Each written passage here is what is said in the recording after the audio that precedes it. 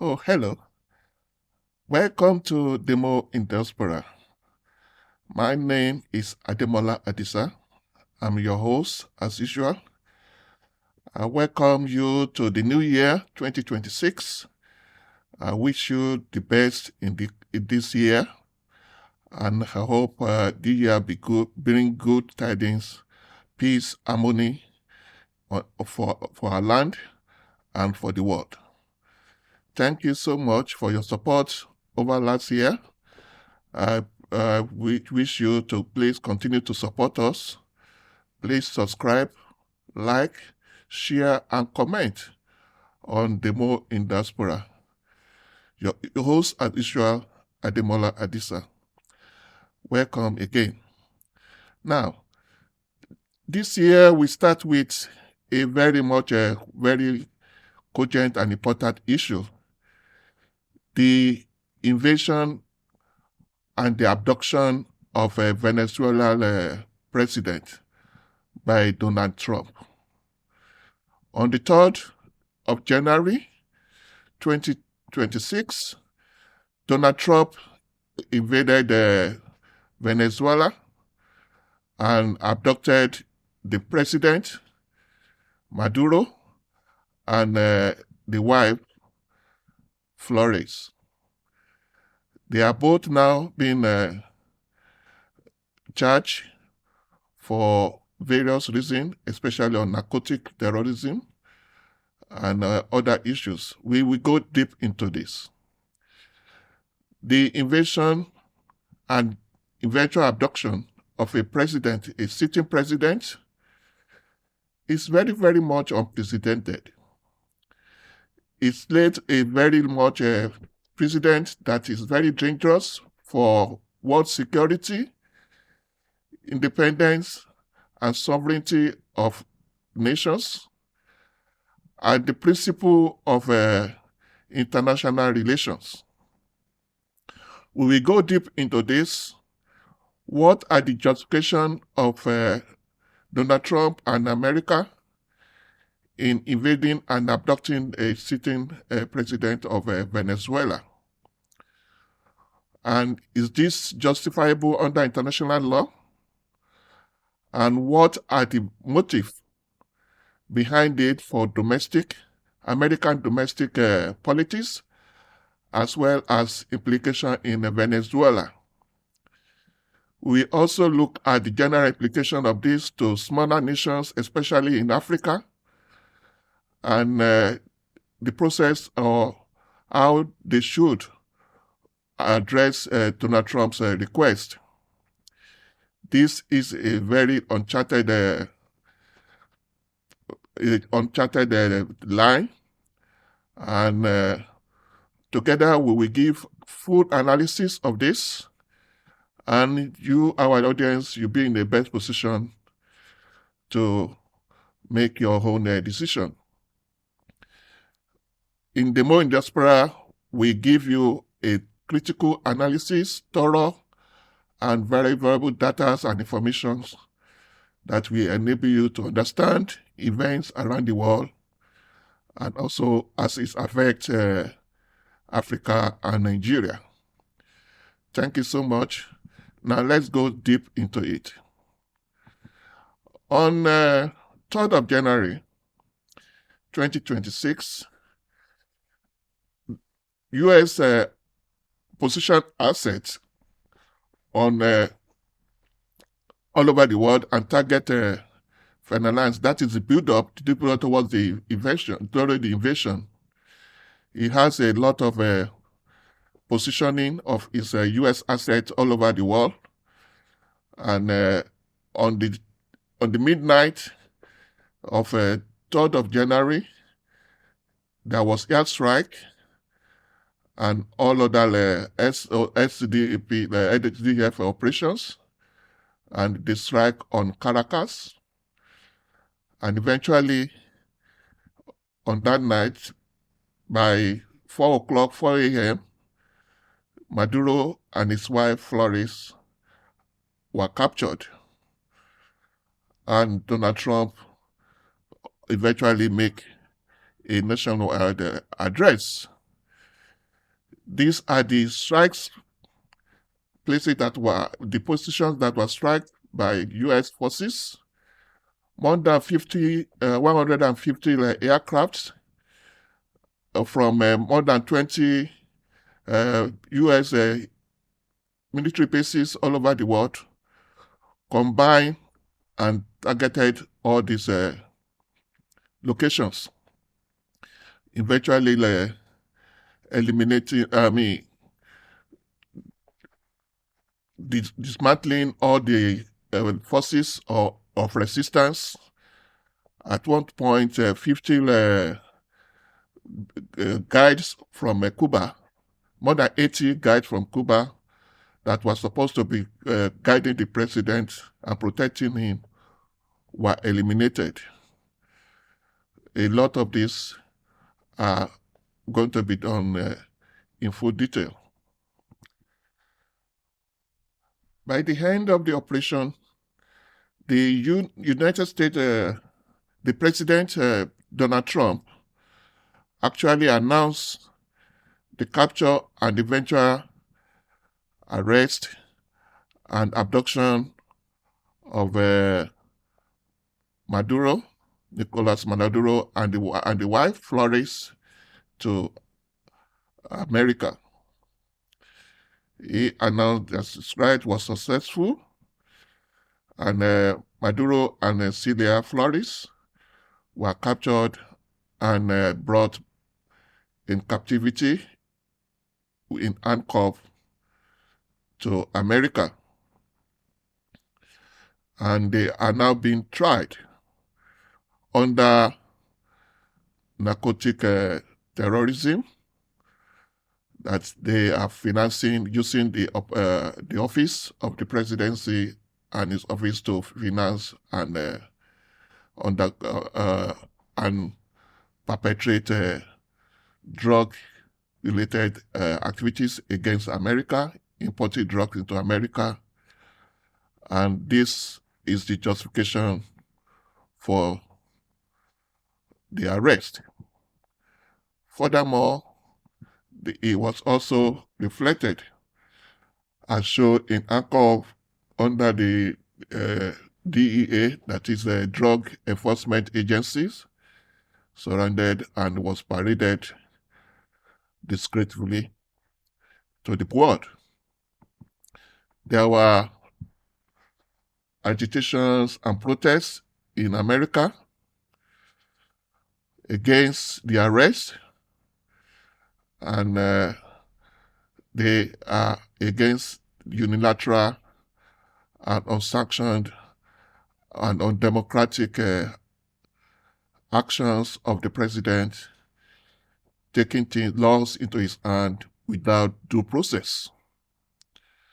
All these are, while these all are going on, the whole world is asking what exactly is the position and the objective of America. Is it just because of the drug, or are there other motives that America have in mind in invading and abducting the Venezuela president? While this invasion and abduction were highly supported by the Republicans, there were opposition from the Democrats. The Republicans see this as a power force. They praised Donald Trump's decisive leadership in acting with authority in the interests of America. This they tag as a decisive leadership that has been eluding America for the last 4 years, for the past more than 4 years. So in essence, they also bet the Democrats condemned the action and see it as another effort at getting Nigeria into another Iraq war. This they see as a power grab and using of a power that is not arrogated to the office of the president. They accused Donald Trump of bypassing Congress and getting authorization before invading any foreign country, thereby committing America into a war that was not sanctioned by the Congress. In Venezuela, the opposition were very happy and welcomed the removal of Maduro as somebody that been regarded as dictator and also being get in office by fraud and electoral manipulations. However, the Maduro supporters and also were angry and condemned the attack, denouncing it as a violation of Venezuela's sovereignty and totally against international law, norms, and practices. This was totally condemned. But in a twist of action, Donald Trump really revealed the true reason for invasion of Venezuela, beyond the issue about drug trafficking. In his statement, he categorically said, America will run Venezuela temporarily. Said it will run the country until such time as America can do a safe, proper, and judicious transition. He described this as a temporary administration with U.S. officials, including Secretary of State Marco Rubio and Defense Secretary Pete Hegseth, working with Venezuelans to govern the country. So, America is actually taking over a country and ruling it. This is a very much contrary. This implication means that U.S. will be a de facto U.S.-led transition authority if framed as cooperative. That is imposing, overriding the national interests of Venezuela, going to the country and impose its regime. It's just like the olden days of kingdoms and empires. So Donald Trump is becoming more like an emperor or a king who can invade any country and take over the rulership at will. He also sees the administration of the country which selected Venezuela partners. He said U.S. officials are expected to work with Venezuelans to administer the country, not rule it alone. This suggests a hybrid governance model. U.S. oversight and local actors, likely opposition figure, technocrat, and some institutional holdovers. This is more like a coup.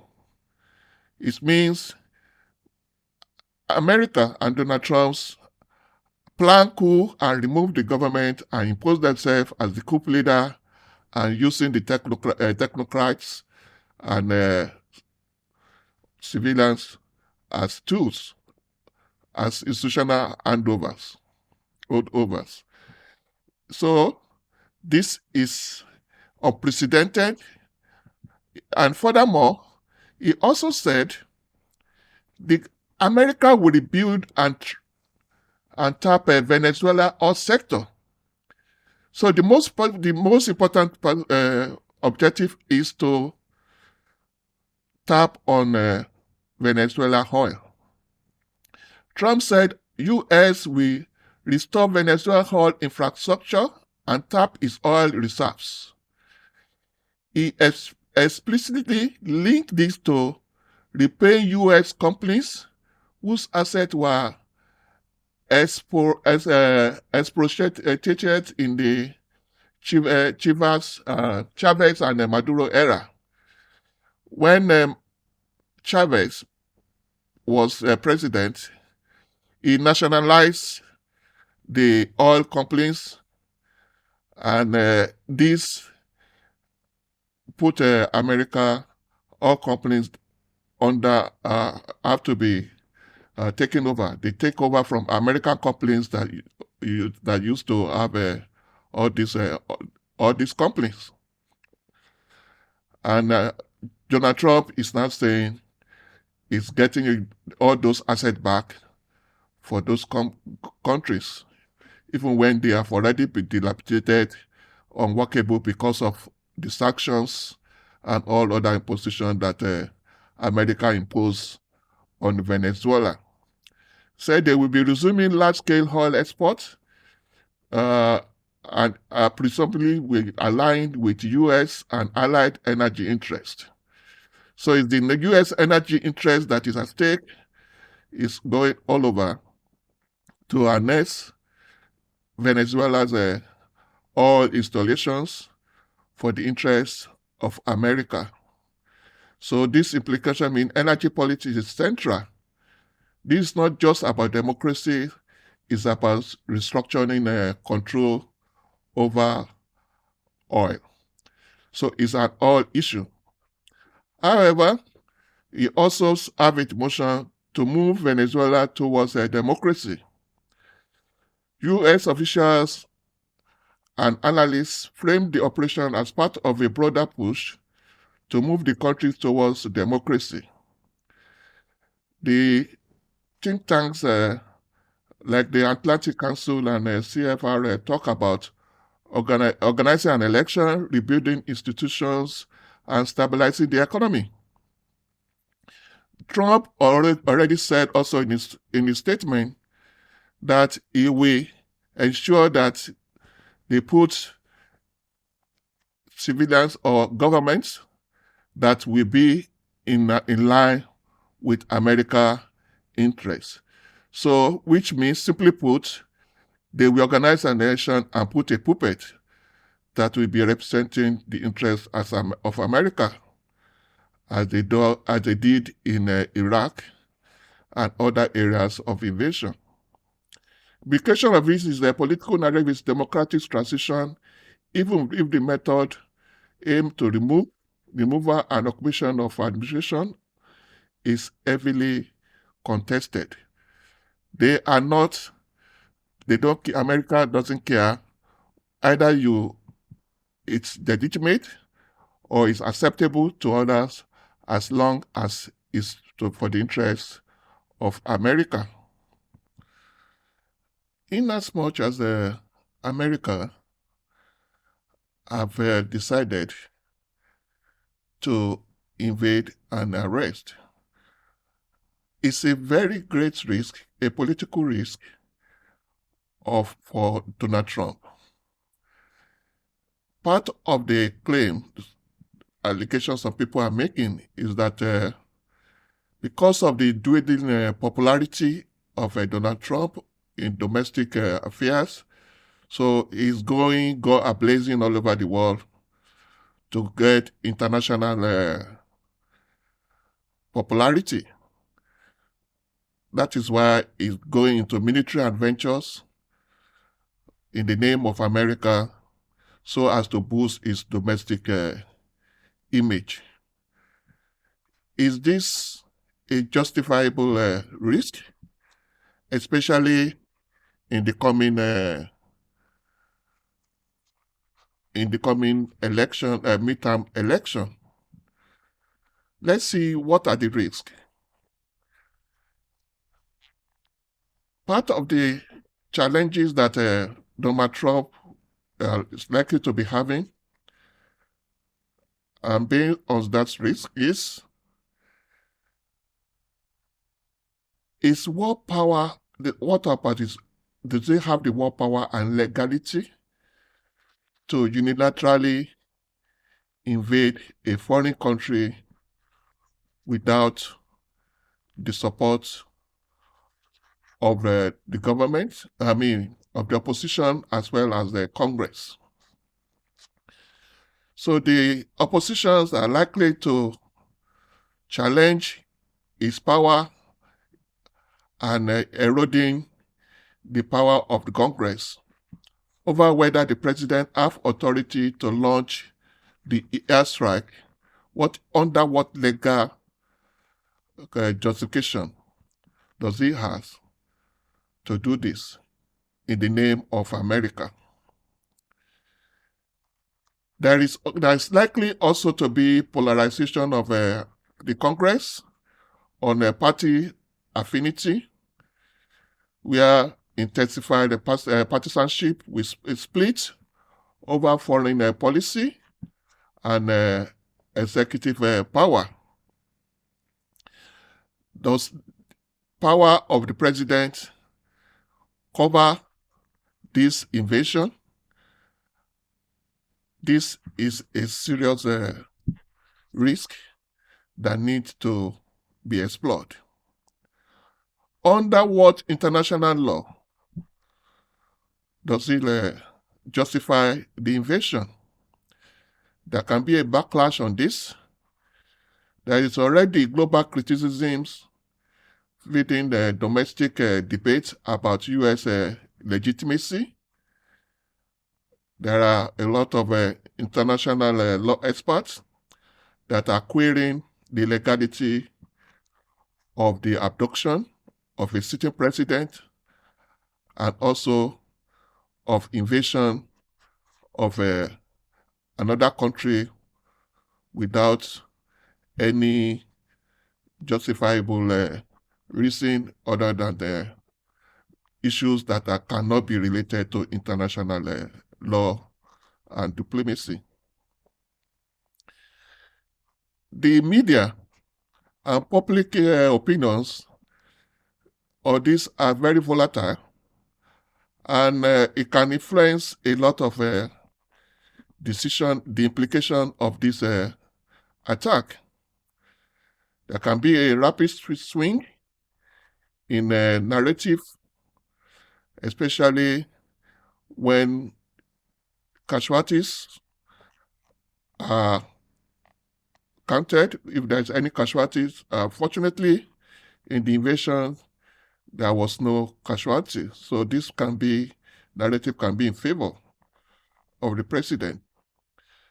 But the chaos, the subsequent chaos or success of stability in Venezuela and in addressing the drug issues in America, we also go a long way to swing people's opinion and justification. What is the implication on this security of America? There can be retaliations, concerns with the invasion complicated American security. Can it also escalate terrorism against America at home and abroad? So fear of asymmetric response from allied states or terror networks. These are also a very medium to high stake in the response to the invasion. There is also long-term precedent. Is America now laying a precedent for the rest of the world to normalize the use of unilateral strikes and removal of leaders by stronger nations against weaker or smaller countries? where is it going to lead us? Are we going to have a similar situation happening between China and Taiwan? Can China just go into Taiwan and remove the leaders of Taiwan under the implication that they are a threat to the country? Also, looking at this disc, on the legality and war power,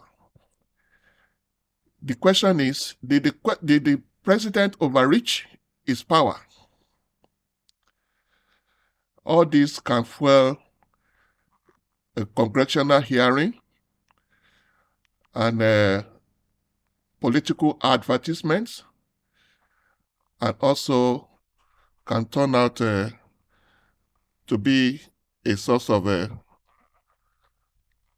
concern for others. Operational outcomes. Does Venezuela look under control or on fire? From the look of things, the vacuum that was created is now very difficult to know how that vacuum can be filled. The removal of the president without any justifiable or any organized replacement for good transition can also emphasize if Venezuela go further into chaos or into normalization. Also, we look at the casualties and humanitarian fallout, as I said, or American civilians dying in visible ways. This is not so far, so good. And this can be a good way, but in the future, if there is attack on American interests or assets and the created casualties or on Americans, this can swing narrations or influence against the invasion. What is the economic spillover? Any hint to fuel prices, market, or regional stability?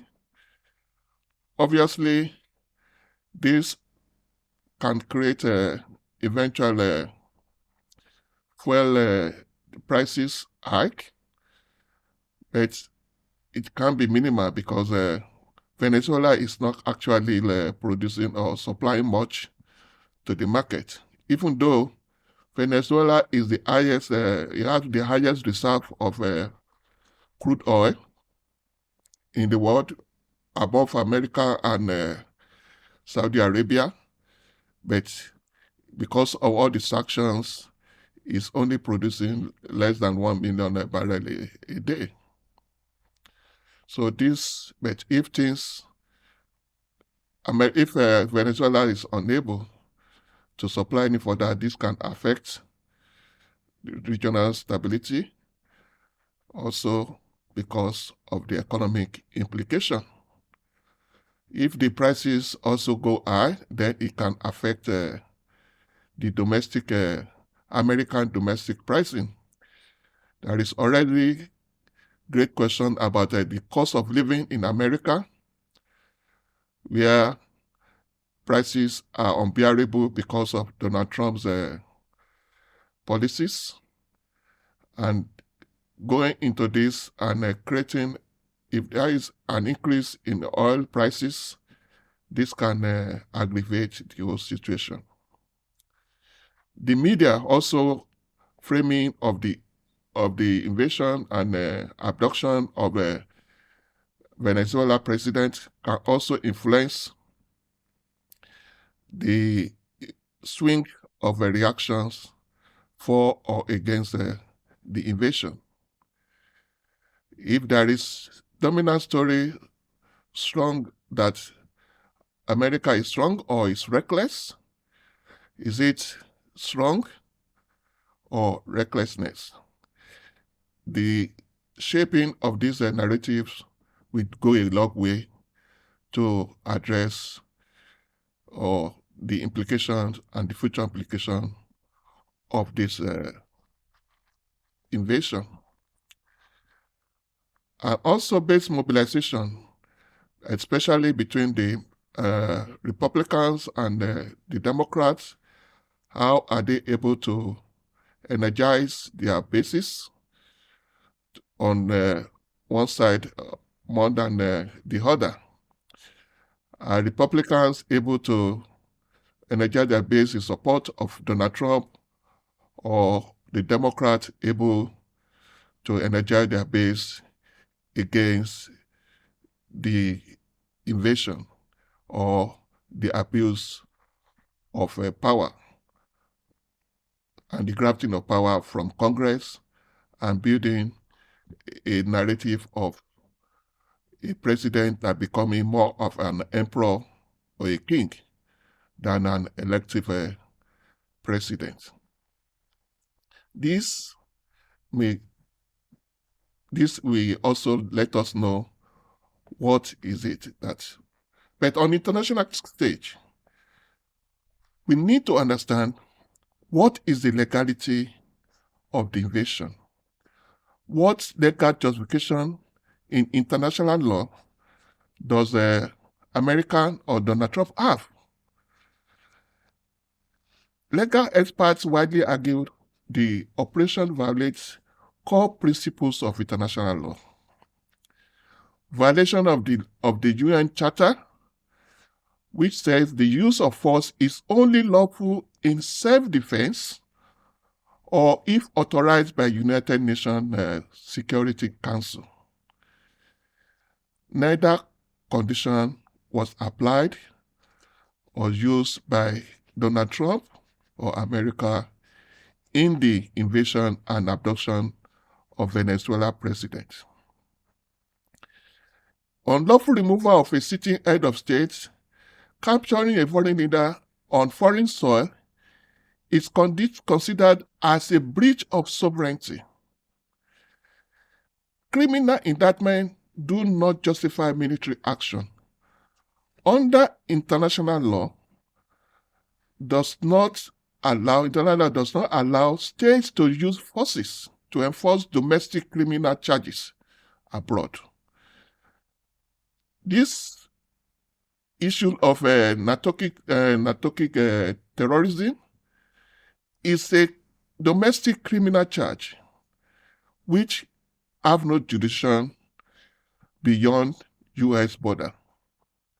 Using this is against international law.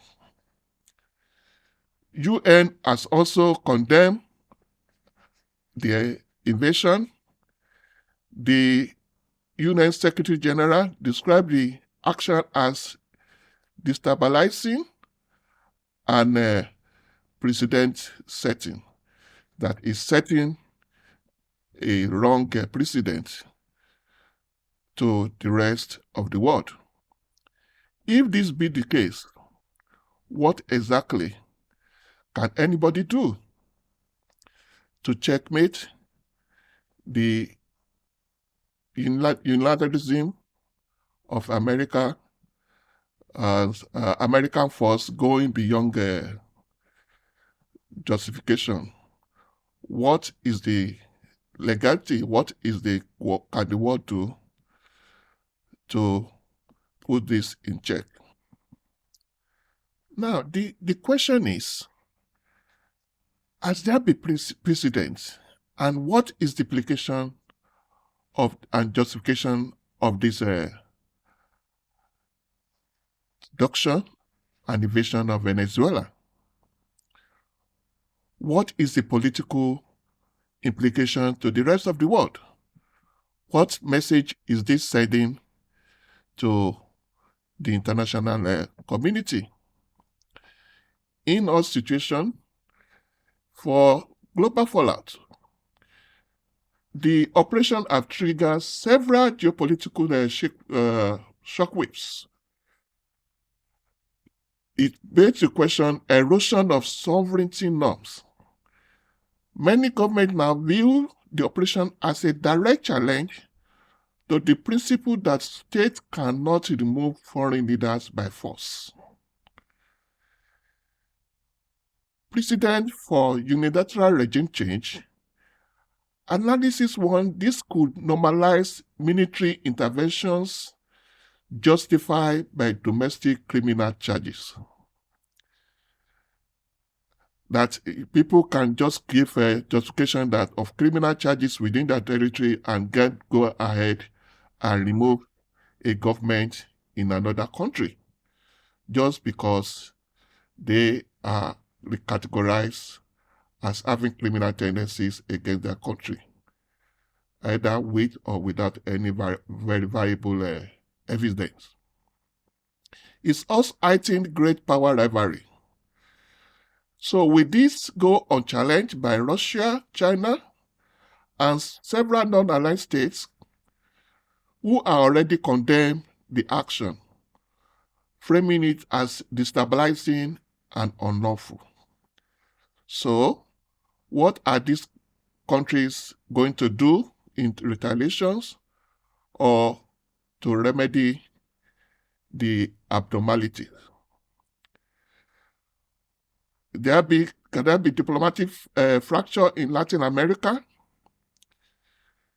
Some governments fear the precedent that since America starts with Venezuela, is already thinking about other Latin America countries. So the others are quietly supporting the removal of Maduro just to be on the safe side and be on the allied side with America. But will this make them safer? And the region, the Latin America, is becoming more polarized. Now, what is exactly is going on? Has this been done before? And who and why and how? Yes. Legal precedent matters existing what exists and what does not. Use of force without United Nations Security Council approval have been used before. Even though unlawful, yes, it's unlawful, but it's being repeated. And on each of the cases is always by America. In Iraq 2003, Saddam Hussein was removed and the country was occupied. The same thing is Kosovo, 1999. This was also contested while the country was invaded by United States and its allied and against Kosovo and remove the Kosovo president, which led to the splitting of the country. Regime change by external forces, yes. America in 1989 also invaded and removed the Panama president then, Noriega, and replaced that de facto leader of Panama at the time. The same thing was done in 2003, as we said earlier on, in Iraq, as also Libya. America, in collaboration with also allied forces of Western Europe, removed Gaddafi from Libya in 2011. Extraditing or trying foreign leaders in own court. This is rare, but it exists. America also charges and prosecuted Noriega, the Panama leader, head of state then, and some ex-leaders were also tried abroad, while Saddam Hussein was tried in Iraq and also executed. Gaddafi died in the course of the invasion. Forcibly seizing a sitting head of state on their own soil and flying them to attackers' court, almost no precedent. Other than the Noriega that is the closest of all, but even at that time, Noriega was not being regarded as the president or the head of state. He has been removed by legally before the invasion, but his status was more contested at that time as a head of state. Any clear legal doctrine allowing this under international law? Absolutely none. There is no international law that allow any of this to take place. Why is the Venezuela Maduro's abduction quite different from Noriega's Panama's 1989? The target, Manuel Noriega, was de facto ruler of Panama, whereas Nicolas Maduro is a sitting president of Venezuela. It's not de facto, it's the current president, elected president, even if this contestable, but he's still the sitting president of Venezuela. What triggered this is similar. U.S. indicted Noriega for drug trafficking and break it down in relationship with America. The same thing is being used to indict Nicolas Maduro, for long-standing hostility and unilateral to also strike. That's why they make the unilateral to strike against him and put him under the drug charges. What are the methods? In Panama, U.S. visions was rapid regime removal. Operation was just cause, whereas the Venezuela removal is a large-scale strike and structure, and also the seizure of a head of state. This is unprecedented.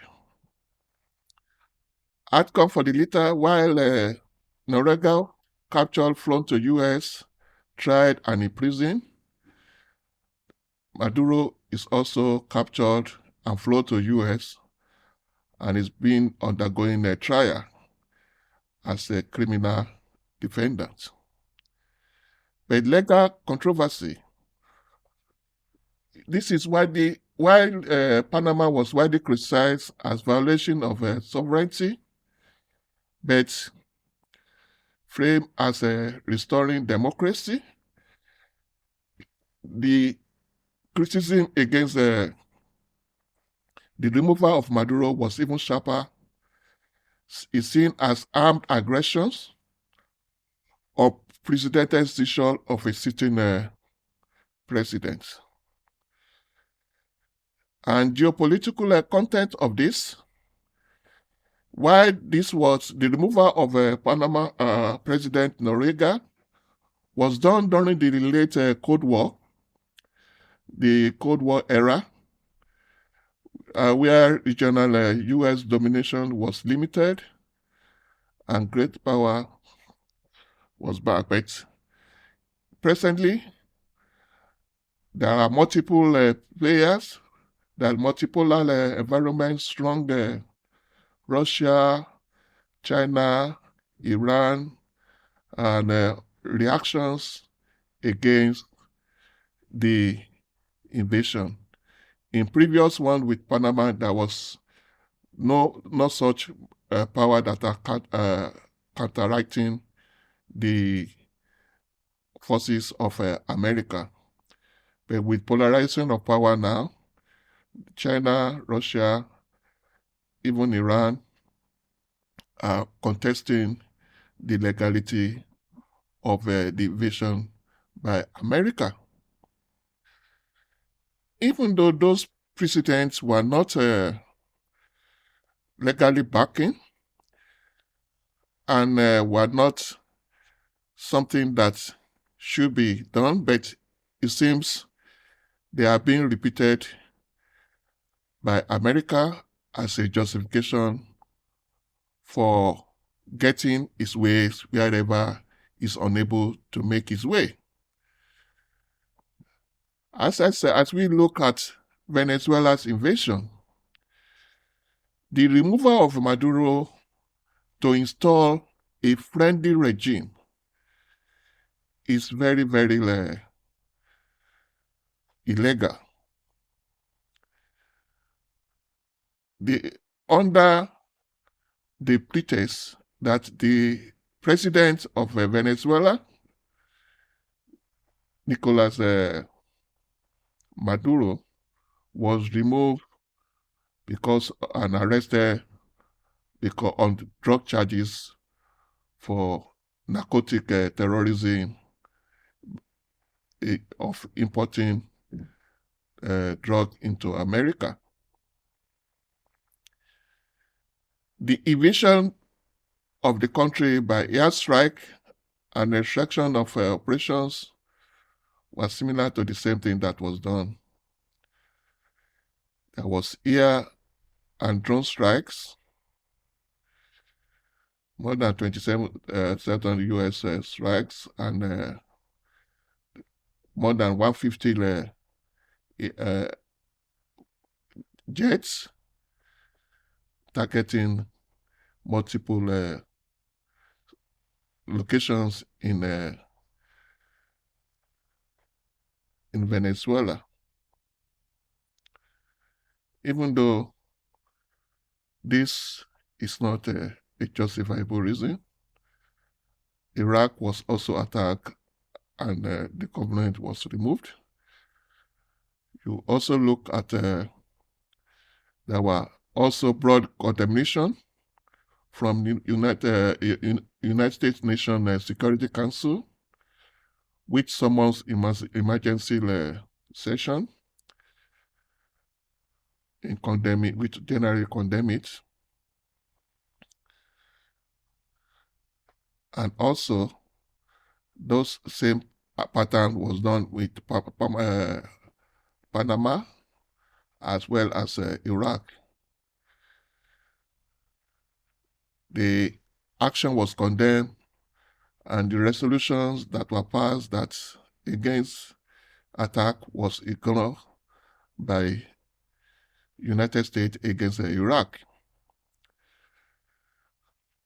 Also, Maduro was also captured and removed and taken to America, which create instability, uncertainty in Venezuela. Panama also undergo the same thing, and Iraq is still trying to recover years back of loss due to the invasion. All these are not palatable justifications. But what is the way forward? What can be done? How can this unilateral action of America be checkmated? What can the rest of the world do to enforce or encourage multilateral approach to issue in international diplomacy? Just as the Emergency Security Council, the United Nations have set the Emergency Security Council session, which condemned the invasion and also uh, castigate America as laying a precedent that is very, very much risky for the rest of the world. This, if United States and United Nations can try and enforce its ability and make, because it's becoming a toothless dog. America is just ignoring any activities or anything about United. You have no respect under Donald Trump. Have no respect for decisions of the United Nations, and is going solo either with or without collaboration or support from the United Nations. But the United Nations can refer this to International Court of Justice, just as that is the World Court, just as they do for the smaller nations, for arbitration, for the court to justify or go against the justification of the attack or invasion by America on Venezuela.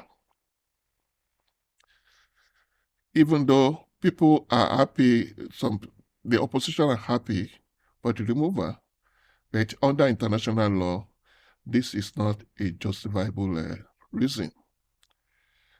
The Organization of American States also have a responsibility to mediate, to intervene, because laying this precedent will go against sovereignty of each of the states in Latin America, and if they don't rally around their own, because this cannot go on in Europe, the European Union will stand firm and protect their own.